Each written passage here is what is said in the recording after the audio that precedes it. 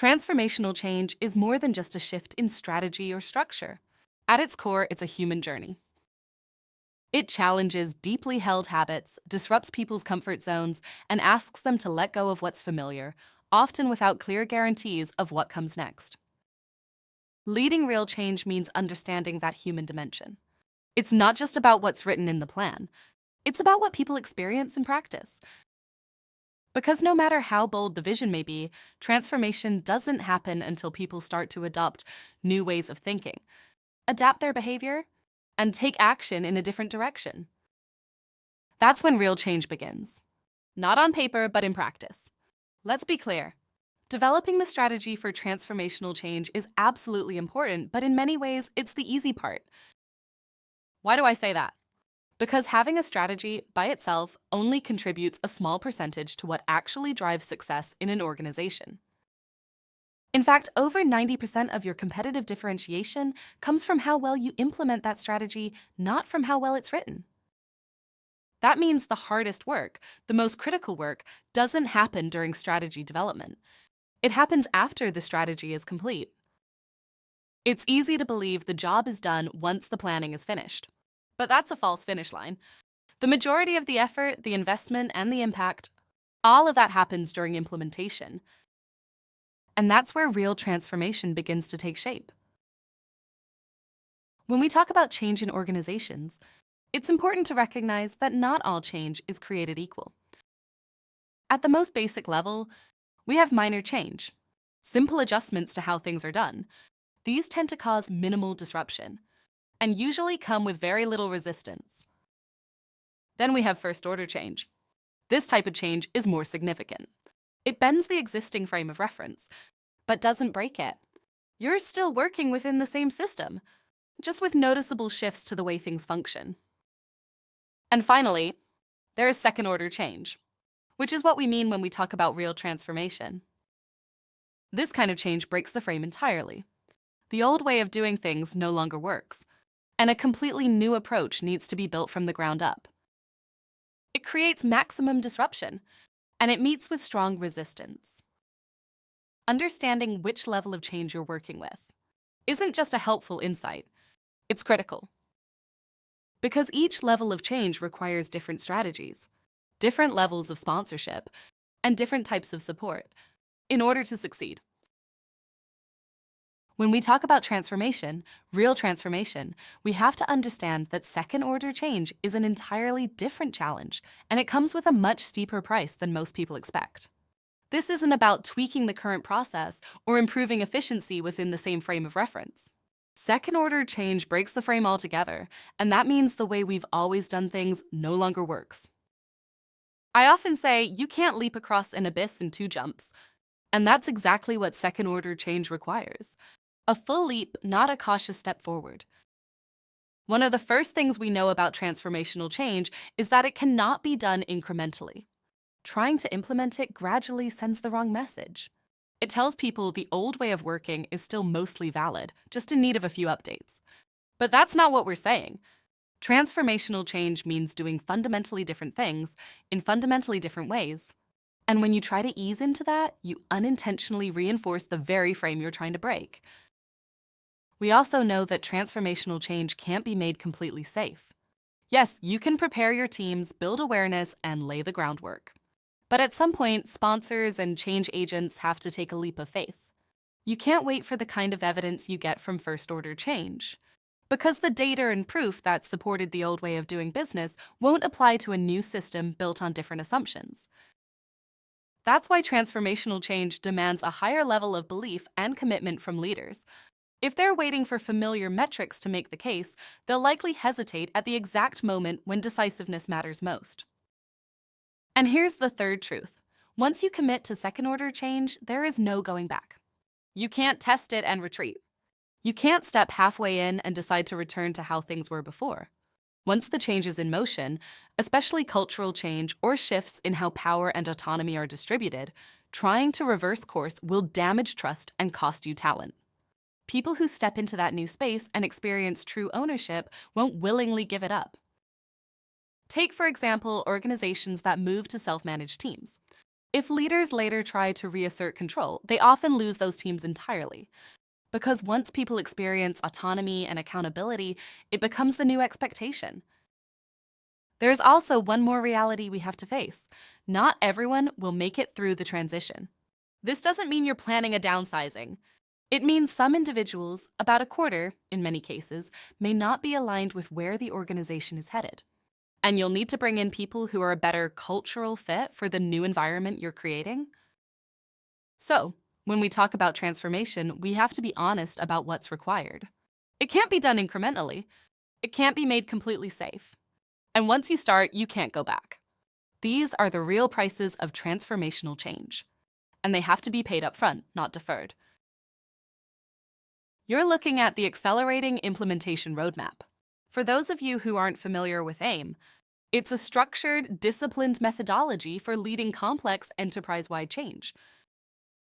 This approach is designed to help you target your scarce resources, where they will have the greatest impact in the shortest amount of time.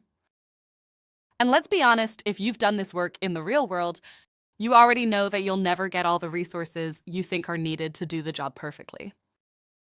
Change doesn't happen in isolation. There's always competition between initiatives, departments, and priorities.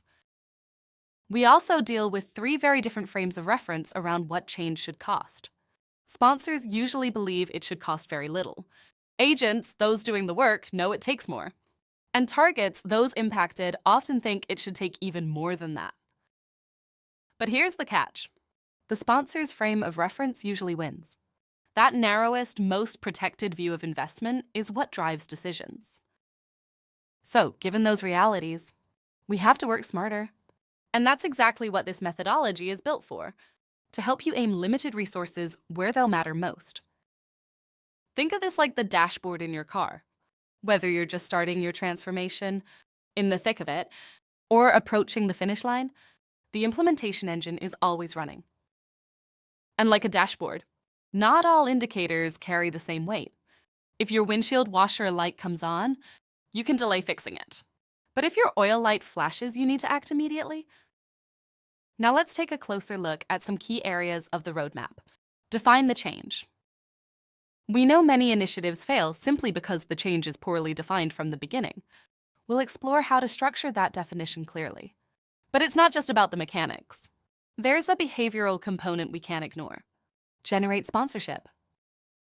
On any implementation, especially transformation, sponsorship is the most important factor in success. In fact, based on the AIM algorithm, sponsorship accounts for 30 to 50% of implementation success. So even if your transformation is well designed, if it's poorly driven by sponsors, your odds of success drop dramatically. Sponsorship is not passive. It's an active condition, and transformation requires more than standard sponsor behaviors. As Gandhi said, you must be the change you want to see. The way we implement must reflect the transformation we're trying to create. That means if your organization normally uses steering committees and program offices, you'll need a different sponsorship model for transformation.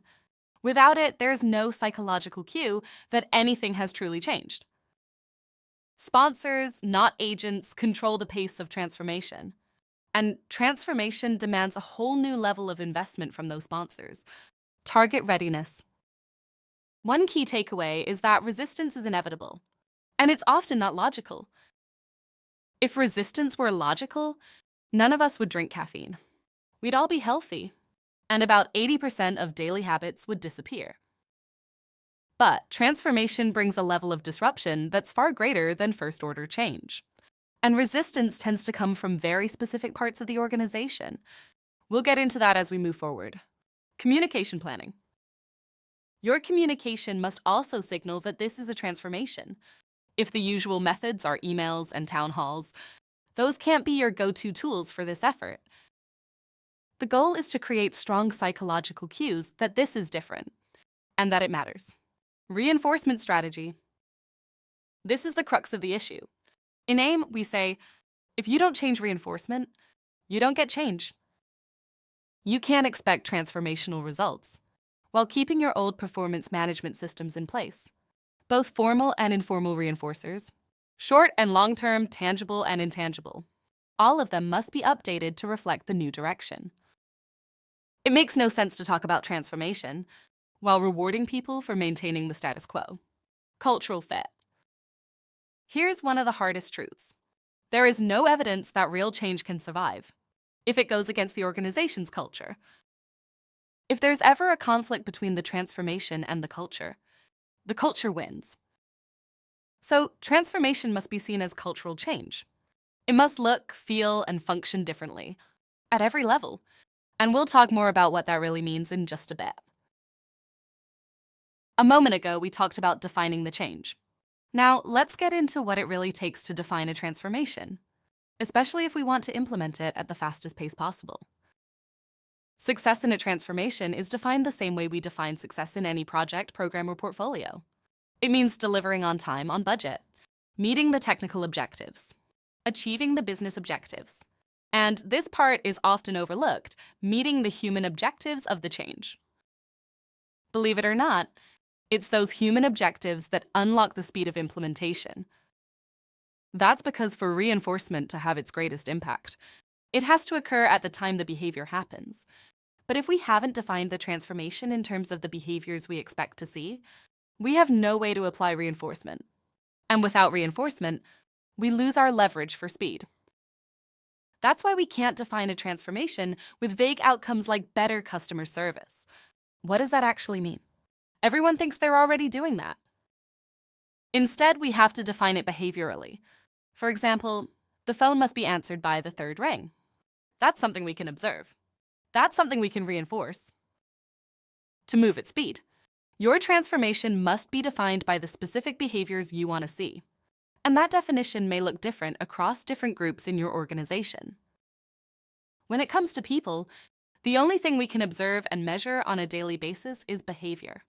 That makes behavior the real lever for transformation. So if you want to achieve your technical objectives and your business outcomes faster, you need to start by defining and reinforcing your human objectives.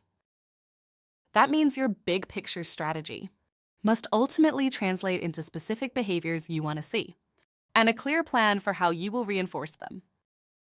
Because in the end, those human objectives are not just part of the change. They are the key to transforming at speed. To drive a transformation at speed, we need to establish implementation-specific measures across all 5 success dimensions, for every workstream and every project. Remember, transformation isn't a single initiative. It's a portfolio of programs and projects. But here's where organizations often get it wrong. They confuse the measures they use for the whole portfolio with the measures they actually need to manage each individual project. You may have a big picture dashboard showing everything that's happening, but behavioral change, the real transformation, happens on the ground, and that happens at the project level. So, for each work stream, we have to define the specific behaviors we want to see. Those behaviors will differ depending on the target groups involved and the nature of the work being done. For example, if your transformation program includes 5 separate work streams, you need to clearly identify the target groups impacted by each one, and then define the specific behavioral shifts required for each group in each stream. Now here's the key point, and I'll say it once and then break it down. Your ability to accelerate implementation depends entirely on 2 things: how often you measure, and your ability to apply immediate reinforcement to what you measure. Let's say that again, this time in plain English. The more frequently you measure something, and the more directly you tie positive or negative reinforcement to that measure, the faster you can implement your change. This is why measurement alone isn't enough. We've all heard the saying, what gets measured gets managed. But in reality, what gets measured and reinforced is what actually gets managed. And this is also why yearly financial performance is not a reliable indicator for tracking implementation success. Why not? Because it's too slow. If it takes 2 years to see results, you won't know until it's too late, whether your transformation is on track or completely off course. However, if you can measure your transformation elements monthly, you can start thinking in terms of multi-month implementation timelines. And if you can go even deeper, measuring observable behaviors at the team or individual level, then managers can apply reinforcement directly to those behaviors in real time. And now you've got power. The more often you measure, with reinforcement tied directly to those measures, the faster you can implement. Transformational change isn't a communication strategy. It's not a new set of metrics. It's not just agile or digital. It's a shift in how we behave, what we reinforce, and who takes ownership. Today, we've seen that transformation doesn't fail for lack of ideas. It fails when leaders don't actively sponsor the change, when the reinforcement stays the same, and when resistance is ignored instead of managed. If we want different results, we need different actions. That means having the courage to unfreeze old patterns, commit time and resources to what matters most, and actively express, model, and reinforce new behaviors. Transformation only happens when the people with authority visibly lead it, and when every level takes responsibility for what's in their control. Implementation is local. That means it starts with what you do next. So, as you leave today, I'll leave you with this. What are you reinforcing? What are you modeling? And what are you doing to make the change real?